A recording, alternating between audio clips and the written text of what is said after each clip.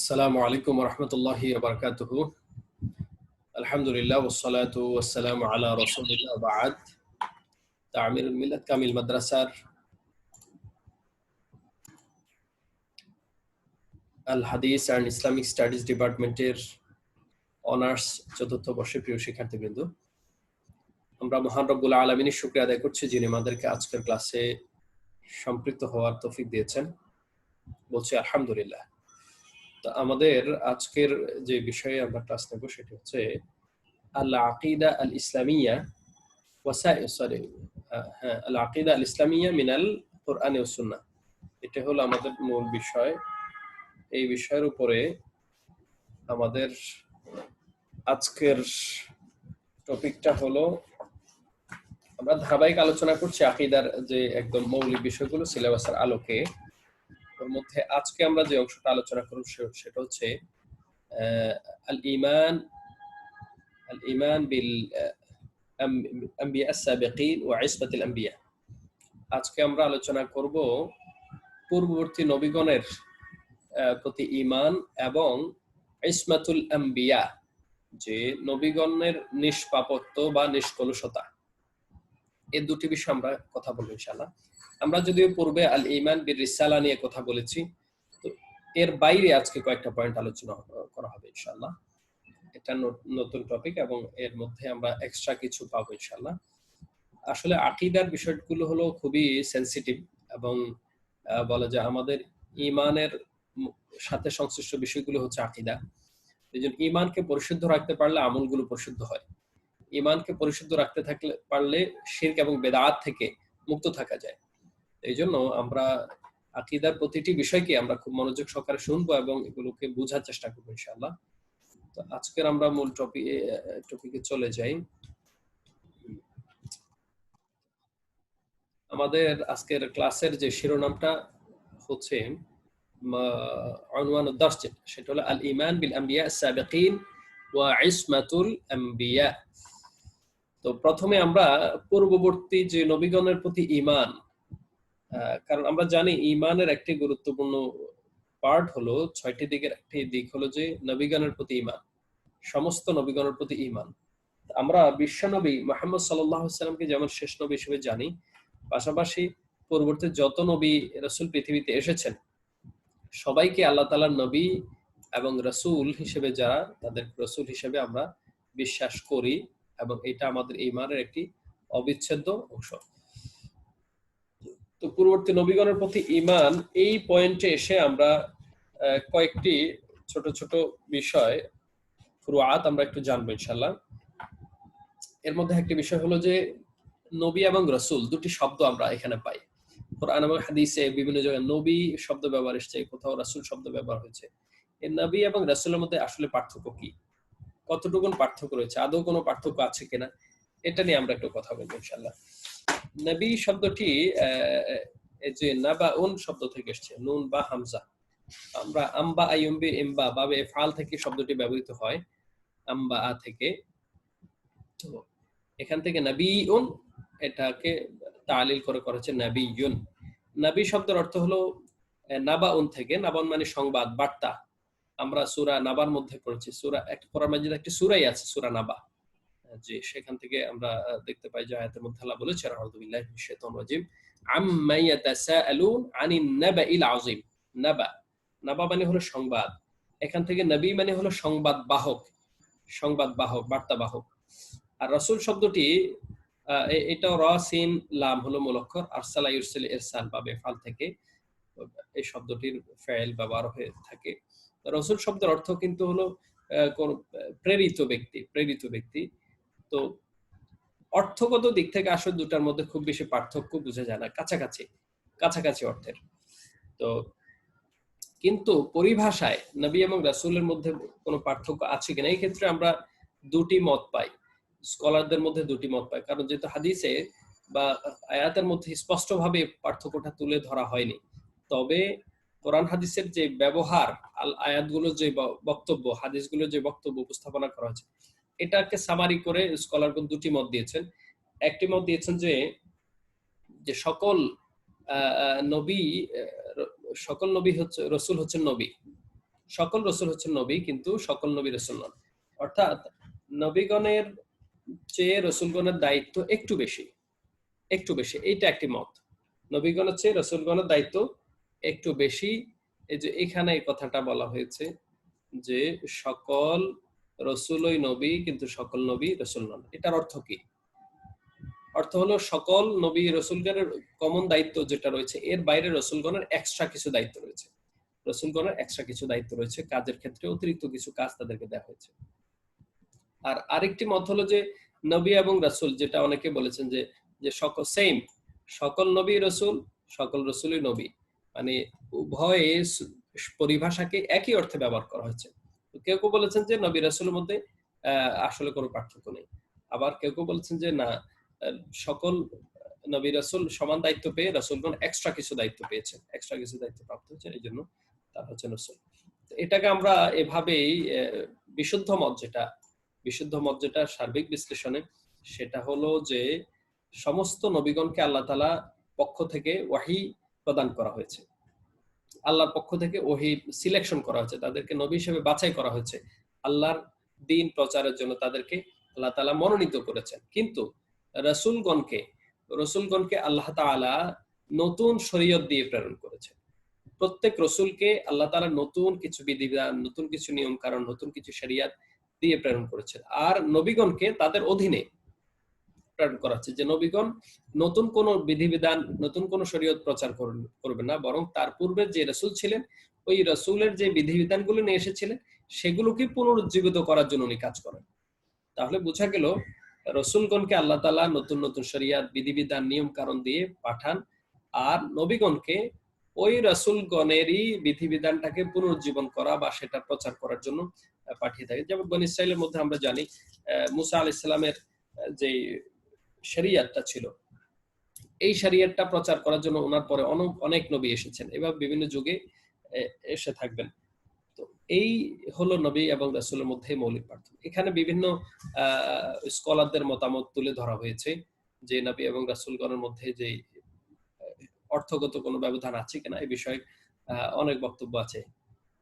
যে ইবনু আবিল আইস হানাফি তার একটা বক্তব্য আছে, মোল্লা আলী কারি রাহমাহুল্লাহর একটা বক্তব্য আছে। এগুলোর সামারিটা আমরা বলে ফেললাম। এবার আসি যে নবী রাসূলগণের সংখ্যা, আদাদুল আম্বিয়া ওয়া রাসূল। আমরা সাধারণত বক্তব্যের মধ্যে বলে ফেলি যে নবী রাসূলের 1 লাখ বা 2,24,000 নবী পাঠিয়েছে। আসলে এটা কতটুকু অথেন্টিক, কতটুকু সঠিক, এটা আমাদেরকে আসলে জেনেই কথা বলা উচিত। মানে আইডিয়া করে শুনে শুনে বা সাধারণ কোনো নির্ভরযোগ্য সূত্র ছাড়া বলা আসলে ঠিক হবে কিনা। কারণ যেহেতু নবীগণের প্রতি এবং রাসূলগণের প্রতি ঈমান আনা, এটাকে আল্লাহ তাআলা ফরজ করে দিয়েছেন, ঈমানের একটি আবশ্যক অংশ করে দিয়েছেন, আকীদার একটি পার্ট করে দিয়েছেন। সুতরাং এই জায়গায় কেউ যদি ভুল করে, এখানে যদি কেউ ভুল করে, এখানে যদি কেউ সঠিক আকীদা লালন না করে, তাহলে তার ঈমানে খালাল তৈরি হবে, ঈমান থাকবে না, ঈমান সঠিক হবে না, বিশুদ্ধ হবে না। তো এজন্য নবীরা, যেহেতু সমস্ত নবীর প্রতি ঈমান আনা আবশ্যক, সেই ক্ষেত্রে আমরা কোন নবীর সংখ্যা যদি আমরা ঠিক করে দেই যে এতজন রাসূল, যদি এতজন, তাইলে এর বাইরে যদি বাড়তি থাকে তাইলে তো আমাদের বিশ্বাসে সমস্যা হবে। আবার যদি আমরা নবী রাসূলগণের ক্ষেত্রে আমরা যদি সংখ্যাটা কমিয়ে ফেলি যে এতজন, যদি এর চেয়ে বেশি হয়ে থাকে তাহলে তাদের প্রতি ঈমান আনা হলো না। একই ভাবে যদি তার চেয়ে কম হয় তাহলে বাড়তি কিছু লোকের প্রতি ঈমান আনা হলো। এজন্য সতর্কতা স্বরূপ বক্তব্য কি হবে, এটা আমরা বিশুদ্ধ মতটা আমরা জেনেই আমরা দেখব। এখানে কোরআন মাজিদের যে বক্তব্যগুলো সেটা আমরা লক্ষ্য করি।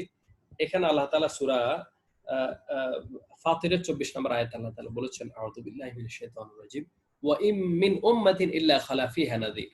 যে যত জাতি দুনিয়াতে এসেছে প্রত্যেকের মাঝেই আল্লাহ তাআলা নাযীর বা সতর্ককারী পাঠিয়েছেন, রাসূল পাঠিয়ে বা একজন বার্তাবাহক সতর্ককারী পাঠিয়েছেন প্রত্যেক জাতির কাছে। এটা হলো কোরআনের বক্তব্য। এবং আরো বক্তব্য আছে ওয়ালি কুল্লি উম্মাতির রাসূল, প্রত্যেক জাতির জন্যই রয়েছেন রাসূল, বার্তাবাহক। ফাইদা জাআ রাসূলুহুম, যখন তাদের রাসূল তাদের নিকট আসেন, কুদিয়া বাইনাহুম বিল কিসতি ওয়া হুম লা ইউজলামুন, তখন তাদের মাঝে ন্যায় বিচার বা ন্যায়সঙ্গত ফয়সালা করা হয়েছে আর তাদের প্রতি জুলুম করা হয়নি। কারণ রাসূল যখন এসেছেন তারা যদি রসুলের কথা মেনে থাকেন তাদেরকে আল্লাহ তাআলা সেভাবে কল্যাণ দিয়েছেন, না মেনে থাকলে অনেককে ধ্বংস করে দিয়েছেন, ইনসাফ করা হয়েছে। এরপর আরেকটি আয়াতে আল্লাহ তাআলা বলছে ওয়া রাসূলান ক্বাদ কাসাসনাহুম আলাইকা মিন ক্বাবলু ওয়া রাসূলান লাম নাকসুসহুম আলাইক। এখানে আল্লাহ তাআলা বলছেন সূরা নিসার 164 নম্বর আয়াত যে অনেক রাসূলের কথা নবী আপনাকে বলছি, আবার অনেক রাসূলের কথা আপনাকে বলি নাই। একই ভাবে অন্য আয়াতেও সূরা মুমিনের 78 নম্বর আয়াতে এসেছে। এখানে প্রত্যেকটি আয়াতেই নবী রাসূলদের সংখ্যাধিক্যকে উল্লেখ করছে, যে প্রত্যেক জাতির কাছে আল্লাহ রাসূল পাঠিয়েছেন, প্রত্যেক নবীর কাছে আল্লাহ পাঠিয়েছেন, প্রত্যেক জাতির জন্য একজন রাসূল বা নবী বরাদ্দ ছিল। সুতরাং এই সংখ্যাটা কত স্পেসিফিক কোরআন মাজিদে উল্লেখ নাই। কিছু কিছু হাদিসে এই সংখ্যাটা বিভিন্ন ভাবে বর্ণিত হয়েছে। হাদিসগুলোর হয় খবর ওয়াহিদ একজন রাবীর বর্ণনা অথবা দুর্বল বর্ণনায় এসেছে বেশ কিছু। কোন কোন হাদিসে এসেছে, মোল্লা আলী কারি রাহিমাহুল্লাহ তার উনি কোট করছেন যে একটি হাদিসে এসেছে যে নবী রাসূলদের সংখ্যা 1,24,000, কোন বর্ণনায় আসছে 2,24,000, আবার কোন বর্ণনায় আসছে হলো 8,000, মাত্র 8,000, আবার কোন বর্ণনায় আসছে 313 অথবা 315। তাহলে এই যে সংখ্যাগুলো এসেছে 313, 315, তাহলে সংখ্যাটা আসলে কত? মানে কোথায় 313, 315, কোথায় 1,24,000, আবার কোথায় 8,000, হ্যাঁ, অন্য জায়গায় 2,24,000। এই যে সংখ্যাগুলোর মধ্যে ব্যাপক একটা ব্যবধান, এতে বোঝা যাচ্ছে যে সংখ্যাটা আসলে সুস্পষ্ট নয়। আর হাদিস যদি বিশুদ্ধ সনদে বর্ণিত হতো তাহলে এই ব্যবধানটা হইতো না। সনদের তারতম্য বা দুর্বল সনদ অথবা অগ্রহণযোগ্য অথবা খবরে ওয়াহিদ হওয়ার কারণে এর মধ্যে আমরা নানাবিধ সংশয় দেখতে পাই।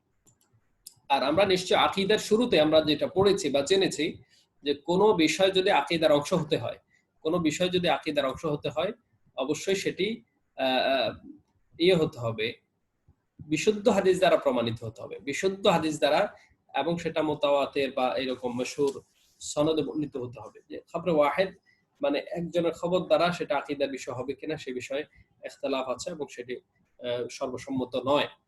তো সুতরাং কোন দুর্বল সনদে তো আকীদা সাব্যস্ত হবেই না।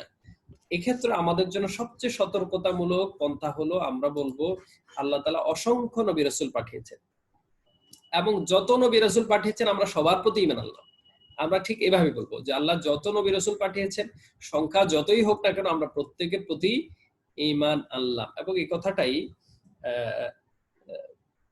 সূরা বাকারার একদম শুরুতেই বলা হয়েছে যে ওয়াল্লাযীনা ইউমিনুনা বিমা উনজিলা ইলাইকা ওয়া মা উনজিলা মিন ক্বাবলিক, যে নবী আপনার প্রতি যা নাযিল করা হয়েছে এবং আপনার পূর্ববর্তী সমস্ত নবীদের প্রতি যা নাযিল করেছে আমরা সবটার প্রতি ঈমান আনলাম, মানে সকল ওহীর প্রতি ঈমান আনলাম। তো এটাই হলো সতর্কতামূলক বিশ্বাস যে যে সমস্ত নবী রাসূলকে আল্লাহ প্রেরণ করেছেন আমরা সবার প্রতি ঈমান আনলাম। এখানে আরো কয়েকটা বিষয় আমাদেরকে খেয়াল করতে হবে। সেটা হলো যে নবী রাসূলগণের যে তাদের নামগুলো যে বিভিন্ন আয়াত হাদিসের মধ্যে এসেছে, এই নামগুলোর ব্যাপারে আমরা কতটুকু আমরা তাদের কোন কোন নামগুলোকে নবী হিসেবে আমরা সিলেকশন করব, এটা একটা প্রশ্ন থেকে যায়। কারণ বিভিন্ন তাফসিরে আমরা অসংখ্য নাম দেখি বা বেশ কিছু নাম দেখি, তাদেরকে আমরা নবী হিসেবে চিহ্নিত করব কিনা বা সেগুলো কতটুকু সঠিক। এক্ষেত্রে বিশুদ্ধভাবে আমাদের কাছে যে নামগুলো এসেছে সেটা হলো কোরআন মাজিদে উল্লেখিত 25 জন নবীর নাম। কোরআন মাজিদে 25 জন নবীর নাম উল্লেখিত হয়েছে, 25 জন নবীর নাম উল্লেখিত হয়েছে। তাদের মধ্যে রয়েছেন আদম আলাইহিস সালাম, ইদ্রিস আলাইহিস সালাম, নূহ আলাইহিস সালাম, হুদ আলাইহিস সালাম, সালেহ, ইব্রাহিম, লূত, ইসমাঈল, ইসহাক, ইয়াকুব, ইউসুফ, আইয়ুব, শুআইব, মূসা, হারুন, ইউনুস, দাউদ, সুলাইমান, ইলিয়াস, আল-ইয়াসা, যুলকিফল, জাকারিয়া, ইয়াহইয়া, ঈসা, মুহাম্মদ সাল্লাল্লাহু আলাইহি ওয়াসাল্লাম। এই যে 25 জন নবীর নাম, এটা কোরআন মাজিদে এসেছে। তাদের বিষয়ে আমাদের কোনো সংশয় রাখার কোনো সুযোগ নাই। এই সমস্ত নবীদের বিষয়ে কোরআন মাজিদ অকাট্যভাবে উপস্থাপন করেছে। এর বাইরে আমরা কয়েকজন ব্যক্তির নাম যাদেরকে নবী হিসেবে উল্লেখ আমরা পাচ্ছি, যেমন ওজাইরকে ইয়াহুদিরা তাকে আল্লাহর নবী এবং আল্লাহর পুত্র বলে দাবি করত, যে ওজাইর। তো ওজাইর আসলে উনি কি নবী ছিলেন না কিনা এই বিষয়ে হাদিসে স্পষ্ট বলা হয়। নবী করিম সাল্লাল্লাহু আলাইহি ওয়াসাল্লাম বলেছেন, মা আদ্রি, আমি জানি না ওজাইর নবিয়ুন আম হুয়া হুয়া আমলা, ওজাইর কি নবী ছিলেন কি ছিলেন না এই বিষয়ে আমাকে জানানো হয় নাই। এখান থেকে এই যে আকীদার আরেকটা বিষয় আমরা এখান থেকে বুঝতে পারি যে নবী করিম সাল্লাল্লাহু আলাইহি ওয়াসাল্লাম স্বয়ং নবীজিও আল্লাহ তাআলা কোনো বিষয় না জানালে তিনি জানেন না। তিনি গায়েব, অতীত, ইতিহাস, মানে আল্লাহ তাআলা যতটুকু জানান ততটুকুই তার জানার সুযোগ আছে, এর বাইরে তিনি জানেন না। এটাই হলো সত্য কথা, এটাই হলো বিশুদ্ধ মত। এবার আমরা দেখব যে মুসা আলাইহিস সালামের খাদেম ইউশা ইবনে নূন, তার নামও হাদিসে এসেছে, কিন্তু তিনি কি নবী ছিলেন কিনা? না, তিনি নবী ছিলেন বলে হাদিসে উল্লেখ করা হয় নাই। এরপরে কোন একটা দুর্বল হাদিসে হযরত আদম আলাইহিস সালামের পুত্র শীশ আলাইহিস সালামকেও এর নাম উল্লেখ করা হয়েছে, যে কেউ কেউ বলেন তিনি নবী ছিলেন। আসলে এগুলো বিশুদ্ধভাবে প্রমাণিত নয়। এরপরে আমরা কিছু কিছু তাফসিরে কয়েকজন নবীর নাম পাই যেগুলো ইসরায়েলি বর্ণনা, মানে ইয়াহুদীদের বর্ণনা থেকে এসেছে। মূলত কোরআন এবং হাদিসে তাদের নামগুলো নবী হিসেবে বিশুদ্ধভাবে প্রমাণিত নয়। যেমন কালুত, হাসকিল, এরপর হাজালা, শামুয়েল, জাসিস, শামউন, ইরমিও, দানিয়েল, এই সমস্ত ব্যক্তিদেরকে নবী হিসেবে তারা উল্লেখ করেছেন। তো আমরা যেহেতু আমাদের নবী করিম সাল্লাল্লাহু আলাইহি ওয়াসাল্লাম থেকে এগুলো প্রমাণিত নয়, আমরা সুনির্দিষ্টভাবে বলবো না যে তারা নবী ছিলেন। আমরা বলবো যে আল্লাহ তাআলা যত নবী পাঠিয়েছে আমরা সবার প্রতি ঈমান আনলাম, তারা এই ব্যক্তিরাই হন বা অন্য কেউ হন। এটাই হলো আমাদের জন্য সতর্কতামূলক বিশ্বাস। এরপরে নবী রাসূলগণের জীবনী, নবী রাসূলগণের জীবনী আমরা দেখি যে সব বিভিন্ন নবী রাসূলগণের জীবনী নিয়ে অনেক বিভিন্ন বই বিভিন্ন ভাষায় রচিত হয়েছে, তাসাসুল আম্বিয়া ইত্যাদি নামে আর কি। তো এক্ষেত্রে আমরা যেটা বিশুদ্ধভাবে কোরআন হাদিস থেকে পাই যে আল্লাহ তাআলা এবং রাসূল সাল্লাল্লাহু আলাইহি ওয়াসাল্লাম কয়েকজন নবীর বিষয় বিস্তারিত আলোচনা করেছেন, যেমন মুসা আলাইহিস সালামের বিষয়, আদম আলাইহিস সালামের বিষয়, নূহ আলাইহিস সালামের বিষয়, ইব্রাহিম আলাইহিস সালামের বিষয়, ঈসা আলাইহিস সালাম, হুদ, সালেহ, লূত, তাদের মোটামুটি বেশ কিছু বিষয় আলোচিত হয়েছে। জীবনের বিভিন্ন দিক আলোচনা এসেছে, কিন্তু আবার কয়েকজন নবীর শুধু নাম এসেছে, কিন্তু তাদের বিস্তারিত কোনো বিবরণ আসেনি। যেমন যুলকিফল, ইলিয়াস, আলিয়াসা আলাইহিস সালাম, এই সমস্ত নবীদের। তো সুতরাং নবীদের ঘটনা বানাতে হবে, জীবনী বানাতে হবে, এই জন্য ইসরায়েলি এখান থেকে সেখান থেকে কালেকশন করে বানিয়ে এগুলো গ্রহণযোগ্য নয়। যার ব্যাপারে যতটুকু এসেছে আমরা ততটুকুনি বর্ণনা করব, এর বাইরে আমরা সেটা তৈরি করতে যাব না, সেটা আমরা করব না ইনশাআল্লাহ। এবং এমনকি নবীগণের যে হায়াত, কে কতদিন জীবিত ছিলেন, এটাও কিন্তু সবার ক্ষেত্রে বিশুদ্ধভাবে আল্লাহ তাআলা বর্ণনা করেননি বা রাসূল সাল্লাল্লাহু আলাইহি ওয়াসাল্লাম বর্ণনা করেন, এটা প্রয়োজনও মনে করা হয়। আদম আলাইহিস সালামের যে হায়াত 1 বছর 1000 বছর ছিল, নূহ আলাইহিস সালাম 950 বছর ছিল, এগুলো প্রমাণিত হাদিস এবং আয়াত দ্বারা, বাকিদের বিষয়গুলো স্পষ্টভাবে প্রমাণিত না। এখানে আকীদার আরেকটি গুরুত্বপূর্ণ বিষয় হলো যে সমস্ত নবীগণ কি তারা কি মানুষ ছিলেন নাকি অন্য কিছু ছিলেন, ফেরেশতা ছিলেন না অন্য কোনো জাতি ছিলেন? এটা নিয়ে অনেকের মধ্যে বিভিন্ন সময় বিভিন্ন যুগে প্রশ্ন সৃষ্টি হয়েছে যে পরবর্তী জাতিগুলো তারা বলতো যে আল্লাহ তাআলা কেন মানুষকে নবী করে পাঠালেন, তারা যেহেতু নবী হবেন সেহেতু তারা মানুষের বাইরে ফেরেশতা হইতেন তাইলে হইতো, এরকম তারা বিভিন্ন আবদার পেশ করা শুরু করেছে। আবার কেউ কেউ বললেন যে যে তিনি তো মানুষ, তিনি সুতরাং মানুষ হওয়ার কারণে তিনি আমাদের উপর তার আধিপত্য বা শ্রেষ্ঠত্ব কিসের, এটা বলে থাকে। আবার কেউ কেউ বলে থাকেন যে যেহেতু তারা আল্লাহর নবী এবং রাসূল, তারা মানুষ নন, তারা নিশ্চয়ই মানুষ নন, তারা অন্য কোনো সৃষ্টি, অন্য কোনো উপাদান থেকে তৈরি, নূরের তৈরি বা অন্য কিছু ইত্যাদি বলে থাকে।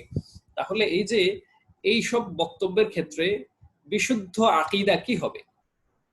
বিশুদ্ধ আকীদা হলো কোরআন হাদিসে যে তাদের ব্যাপারে যে পরিচয়টা এসেছে যে আব্দ ব্যবহার করেছে, বান্দা, যে সমস্ত নবী রাসূলগণ আল্লাহর বান্দা ছিলেন, তারা আল্লাহ তাআলার কোনো, এক্ষেত্রে কেউ কেউ কোন নবীকে আল্লাহর পুত্র বলেছে, আল্লাহ তাআলার অংশ বলেছে, নাউজুবিল্লাহ মিন যালিক, এইভাবে খোদা বা আল্লাহকে আল্লাহর অংশ হিসেবে সাব্যস্ত করেছে। যেমন মুসা আলাইহিস সালামকে ঈসা আলাইহিস সালামকে মানে নাসারারা আল্লাহর পুত্র বলেছে, ওয়াকালাতিন নাসারা আল মাসীহ ইবনুল্লাহ, এরপর ওয়াকালাতিল ইয়াহুদ উযাইর ইবনুল্লাহ, ইহুদিরা উযাইরকে আল্লাহর পুত্র বলেছে।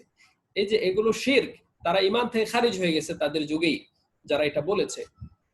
তো সুতরাং সমস্ত নবীগণই ছিলেন আল্লাহর বান্দা, এটা হলো প্রথম কথা। তারা আল্লাহর অংশ নয়, আল্লাহর সন্তান নয়, এবং তারা আল্লাহ তাআলার সাথে সংশ্লিষ্ট কোনো বিষয় নয়, বরঞ্চ তারা আল্লাহর সৃষ্ট বান্দা। এক। দ্বিতীয়ত হলো তারা মানুষ ছিলেন। তারা ফেরেশতা ছিলেন না বা অন্য কোনো জাতি ছিলেন না, তারা মানুষেরই অন্তর্ভুক্ত ছিলেন। মানব জাতির স্বাভাবিক বংশ পরিক্রমায় যেভাবে মানুষ জন্ম লাভ করে তারা ঠিক সেভাবেই দুনিয়াতে এসেছেন। এরপর তৃতীয়ত হলো তারা কোনো নারী ছিলেন না, তারা সবাই পুরুষ ছিলেন। এই বক্তব্যের সমর্থনে এখানে বেশ কিছু আয়াত এই জায়গায় উল্লেখ করা হয়েছে, যেমন সূরা ইব্রাহিমের 10-11 নম্বর আয়াত, এরপর সূরা আনআম 91, সূরা আম্বিয়ার 3 নম্বর আয়াত, মুমিনুনের 23-24 নম্বর আয়াত ইত্যাদি অনেকগুলো আয়াত এসেছে, এবং সূরা ইউসুফের 109, সূরা নাহালের 43, সূরা আম্বিয়ার 7 নম্বর আয়াত, ইব্রাহিম 4, সূরা ফুরকান 20 নম্বর। এই আয়াতগুলো দ্বারা এই কথাটা প্রমাণিত যে তারা সকলেই ছিলেন আল্লাহর বান্দা, তারা সকলেই ছিলেন মানুষ, এবং তারা সকলেই ছিলেন পুরুষ। এবং এই কথাটাই সূরা কাহফের মধ্যে আল্লাহ তাআলা বলেছেন যে কুল ইন্নামা আনা বাশারুম মিসলুকুম, হে নবী আপনি বলে দিন যে আমি তোমাদের মতো মানুষ, মানে তোমরা যেমন আদম আলাইহিস সালামের সন্তান রক্ত মাংসে গড়া, আমি ঠিক রক্ত মাংসে গড়া। তবে ব্যবধান হলো ইউহা ইলাইয়া, আমার প্রতি আল্লাহ তাআলার পক্ষ থেকে ওহী নাজিল করা হয়েছে, তোমাদের কাছে ওহী আসেনি, আমার কাছে ওহী এসেছে, এটা হলো ব্যবধান। তো সুতরাং নবী রাসূলগণকে এই মানবীয় যে পরম্পরা থেকে তারা এসেছেন, বংশীয় থেকে এসেছেন, এটা বিশ্বাস করতে হবে। এখানে আমি আয়াতগুলো তেলাওয়াত করছি না, এই আয়াতগুলো এখানে দেয়া আছে। এরপরে আরেকটি বিষয় আমাদের জানা থাকতে হবে যে এক এক রাসূল এক এক বিষয়ে দাওয়াত দিয়েছেন না, সমস্ত রাসূল নবী রাসূলগণ একই বিষয়ে দাওয়াত দিয়েছেন। এই ক্ষেত্রে আকীদার কি, আমাদের বিশ্বাস কি হবে? এই ক্ষেত্রে আমাদের বক্তব্য কোরআন এবং সুন্নাহর আলোকে যে বক্তব্যটা আমরা পাই যে সমস্ত নবী রাসূলই মৌলিকভাবে তাদের মৌলিক দাওয়াত ছিল একটি যে তাওহীদের দাওয়াত দিয়েছেন, যেটি বিভিন্ন আয়াতের মাধ্যমে আল্লাহ তাআলা উপস্থাপন করেছেন। বিশেষ করে সূরা নাহালের 36 নম্বর আয়াত, ওয়ালাকাদ বাআথনা ফি কুল্লি উম্মাতি রাসূলান আন ইয়াবুদুল্লাহা ওয়াজতানিবুত তাগুত, যে আমি সমস্ত জাতির কাছে আমি রাসূল পাঠিয়েছি, সমস্ত জাতির কাছে আমি নবী রাসূল পাঠিয়েছি, কি জন্য? তারা এই দাওয়াত দিয়েছেন সবাইকে যে আন ইয়াবুদুল্লাহ, তোমরা আল্লাহর ইবাদত করো, ওয়াজতানিবুত তাগুত, এবং তাগুতকে বর্জন করো। মানে আল্লাহর একত্ববাদকে তারা প্রচার করেছেন, এবং শিরক থেকে তারা উম্মাহকে হেফাজত করার জন্য তারা দাওয়াত দিয়েছেন। এটাই হলো সমস্ত নবী রাসূলদের মূল দাওয়াত, একই ছিল, সেম ছিল। আর আমাদের আজকের আলোচনার দ্বিতীয় পার্ট যেটা ইসমাতুল আম্বিয়া, এটা খুবই গুরুত্বপূর্ণ একটি পয়েন্ট। ইসমাতুল আম্বিয়া এই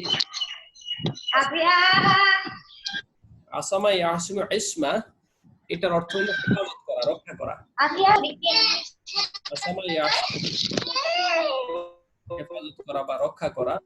তো আমরা এখানে দেখব যে এই শব্দটার ব্যবহার কোরআন মাজিদেও রয়েছে, যেমন সূরা মায়েদার 67 নম্বর আয়াতে আল্লাহ তাআলা বলেছেন যে সূরা মায়েদার 67 নম্বর আয়াতে আল্লাহ তাআলা বলেছেন যে ইয়া আইয়ুহার রাসূলু বাল্লিগ মা উনসিলা ইলাইকা, হে রাসূল আপনি প্রচার করুন মা উনসিলা ইলাইকা, যা কিছু আপনার প্রতি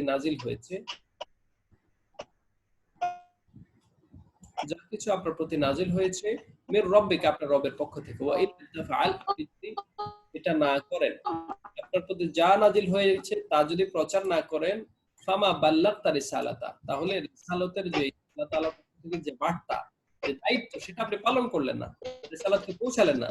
আল্লাহু ইয়াসিমুকা মিনান নাস, আল্লাহ আপনাকে রক্ষা করবেন মানুষ থেকে, আল্লাহ আপনাকে রক্ষা করবেন মানুষের। তাহলে এখানে আমরা দেখবো যে আসামা মানে রক্ষা করা, যে আল্লাহ তাআলা যে আপনি যদি দাওয়াতি কাজ করেন তাহলে আপনার উপরে যত হামলা মামলা জুলুম নির্যাতন মানে আক্রমণ হবে, এই সমস্ত আক্রমণ থেকে আল্লাহ তাআলা আপনাকে সেভ করবেন, এবং গুনাহ খাতা বিপদ আপদ থেকে যেমন সেভ করবেন, গুনাহ খাতা থেকেও আল্লাহ আপনাকে সেভ করবেন। এই ইসমাতুন এই শব্দটা আমরা শাব্দিক বিশ্লেষণে আছি।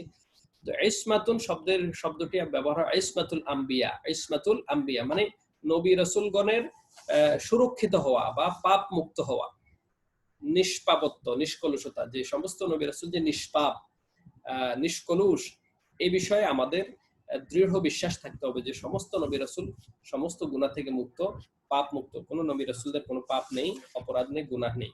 আল্লাহ তাআলা তাদেরকে হেফাজত করেছেন, তাদেরকে গুনাহমুক্ত রেখেছেন এবং তাদেরকে পবিত্র রেখেছেন। এক্ষেত্রে আমাদের এই বিশ্বাসটা সুদৃঢ় রাখতে হবে যে কোন নবী রাসূল কোনো গুনাহের উপর নেই এবং তাদের কোনো পাপ নেই। এখানে দলিল হিসেবে বেশ কয়েকটা আয়াত আল্লাহ তাআলা এখানে আয়াত উপস্থাপন করা হয়েছে, যেগুলোতে আল্লাহ তাআলা বলেছেন যে আল্লাহু আ'লামু হাইথু ইয়াজআলু রিসালাতা, যে সূরা আনআমের 124 নম্বর আয়াত, যে আল্লাহ তাআলা জানেন যে তিনি কোথায় তার রিসালাতকে, এই দায়িত্বটা অর্পণ করছেন। সুতরাং রিসালাতের দায়িত্ব দেওয়া হচ্ছে শ্রেষ্ঠ মানুষদেরকে, পবিত্র মানুষদেরকে, যারা আসলে আগে থেকেই পবিত্র আল্লাহ তাআলা তাদের রেখেছেন এবং শেষ পর্যন্ত তাদের পবিত্র নিষ্পাপ রেখেছেন। এবং এই বিষয়ে আরেকটি আয়াত সূরা মারিয়ামের 58 নম্বর আয়াত, উলাইকাল্লাযীনা আন'আমা আল্লাহু আলাইহিম মিনান নাবিয়্যিন মিন যুররিয়্যাতি আদম ওয়া মিম্মান হামালনা মা'a নূহ ওয়া মিন যুররিয়্যাতি ইব্রাহিম ওয়া ইসমাঈল ওয়া মিম্মান হাদাইনা ওয়াজতাবাইনা। এই আয়াতগুলো প্রমাণ করছে যে তারা প্রত্যেকে আল্লাহ তাআলার অনুগ্রহ প্রাপ্ত এবং শ্রেষ্ঠ ব্যক্তি, সেরা ব্যক্তি। সুতরাং তারা যে পবিত্র, নিষ্কলুষ, এটা আমাদের বিশ্বাস করতে হবে। এক্ষেত্রে একটি প্রশ্ন, যে নবী রাসূলগণকে কোনো ভুল করতে পারেন? নবী রাসূলগণের ভুল করার কি সুযোগ আছে? এখানে আমরা একটা বিষয় বলবো যে নবী রাসূলগণের পক্ষ থেকে আল্লাহ তাআলার বিশেষ হেফাজতের মাধ্যমে তাদের পক্ষ থেকে কোনো কবিরা গুনাহ, কোনো বড় ধরনের গুনাহ বা ছোট গুনাহ হয়নি। বরঞ্চ দুই একজনের ক্ষেত্রে যেটা দেখা যায় সেটা হলো জাল্লা বলে এটাকে আরবিতে, যে পদস্খলন, হোঁচট খাওয়া, যে অসতর্কতা হেতু দুই একটা পদস্খলন হয়েছে, যেটা আমরা পরে আল্লাহ তাআলা সেটা আবার শুধরে দিয়েছেন। সেটা তাদেরকে যখন সতর্ক করে দিয়েছেন, আমরা দেখতে পাই কোন কোন নবীর ক্ষেত্রে এরকম একটু অসতর্কতা হেতু পদস্খলন হয়েছে, কিন্তু এটাকে এটা তাদের গুনাহের পর্যায়ে যায়নি। আল্লাহ তাআলা তাদেরকে সেভ করেছেন এবং সেখান থেকে যেই ভুলটা বা অসতর্কতা হচ্ছিল সেখান থেকে সতর্ক করে দিয়েছেন। কিন্তু রিসালাতের দায়িত্ব পালনের ক্ষেত্রে, দাওয়াত প্রদানের ক্ষেত্রে, এই ক্ষেত্রে তারা কোনরূপ মানে অসতর্ক হননি কখনো। এই ক্ষেত্রে তারা ভুল যেমন করেননি, অসতর্ক হননি। তারা এই দায়িত্ব যথাযথভাবে পালন করেছে, সেটিও অসংখ্য আয়াত এবং হাদিসের মাধ্যমে আমরা সেই প্রমাণটা পাই। এই বিষয়টা নিয়ে অনেকের মধ্যে একটা বিতর্ক রয়েছে যে নবী রাসূলগণ নিষ্পাপ কি নিষ্পাপ নয়, নবী রাসূলগণের সমালোচনা। এই ক্ষেত্রে একদম বিনা বাক্যে নির্দ্বিধায় বলতে হবে যে সমস্ত নবী রাসূলগণ আল্লাহ তাআলার পক্ষ থেকে সমস্ত পাপ থেকে, সমস্ত অপরাধ থেকে আল্লাহ তাআলা তাদেরকে মুক্ত রেখেছেন, নিরাপদ রেখেছেন। কখনো তাদের মাধ্যমে কোনো হোঁচট খাওয়ার মতো কোনো ছোটখাটো ত্রুটি হলে আল্লাহ তাআলা সেটা আবার সতর্ক করে দিয়ে তাদেরকে সেখান থেকে মুক্ত করেছেন, হেফাজত করেছেন। এটা আমাদের দৃঢ় বিশ্বাস এবং এটি আহলুস সুন্নাহ ওয়াল জামায়াতের বিশ্বাস। তো আলহামদুলিল্লাহ, আমরা আজকে আকীদার সাথে রিলেটেড কয়েকটি বিষয় আমরা আজকে আলোচনা করলাম। বিশেষ করে সমস্ত নবী রাসূলগণের ব্যাপারে আমাদের বিশ্বাসের দিকটা কেমন হবে এবং নবী রাসূলগণের যে নিষ্পাপত্ব, নিষ্কলুষতা, সেই বিষয়ে আমরা আলোচনা করলাম। আমরা আগামী ক্লাসে ইনশাআল্লাহ আলোচনা করব মুআজিজা, কারামা, এগুলো নিয়ে, যে আম্বিয়া কেরামের যে মুআজিজাগুলো ছিল সেগুলো নিয়ে আমাদের কথা হবে এবং কারামাতুল আউলিয়া, এগুলো নিয়ে আমরা কথা বলবো ইনশাআল্লাহ। এই বিষয়টা সবাইকে দেখার জন্য আমি বিশেষভাবে নির্দেশনা প্রদান করছি। এজন্য আমরা চেষ্টা করব সেটাও অনুশীলন করার জন্য। আল্লাহ তাআলা তৌফিক দান করুন। আজকের ক্লাস আমরা এখানে সমাপ্ত করছি। আসসালামু আলাইকুম ওয়া রাহমাতুল্লাহি ওয়া বারাকাতুহু।